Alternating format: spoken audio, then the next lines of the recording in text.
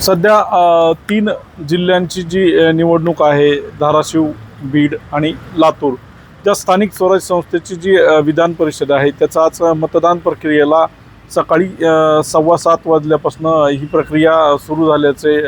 पाहायला मिळत आहे. या ठिकाणी आपण पाहू शकतो बीड शहरामध्ये असा तहसील कार्यालयामध्ये तगडा पोलीस बंदोबस्त लावण्यात आलेला आहे आणि या ठिकाणी जे 11 मतदान केंद्र आहेत त्यापैकी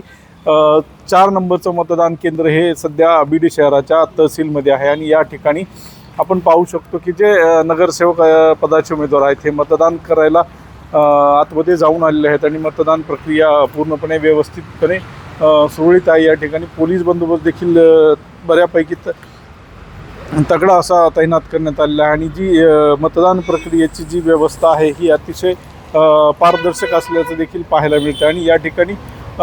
ज्या इतर निवडणुका असतात त्याप्रमाणे ही निवडणूक नसून मोजके मतदान म्हणजे 304 मतदार या ठिकाणी जिल्ह्याभरात मतदान करणार आहे. 11 मतदान केंद्रावरती ते मतदान सुरळीतपणे पार पडणार आहे आणि या ठिकाणी जे भाजपाचे जे बसवराज पाटील आहेत हे रिंगणामध्ये आहेत आणि दुसरे उमेदवार जे काँग्रेसचे आहेत या दोघांमध्ये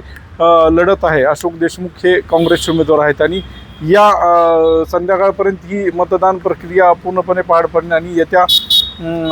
2 दिवसामध्ये हा निकाल जाहीर होईल आणि ही अतिशय चुरशीची लढत आणि महाराष्ट्राच्या राजकारणामध्ये आणि मराठवाड्यामध्ये ही चर्चेची निवडणूक ठरली जाते. LS मराठीसाठी दीपक जाधव, बीड.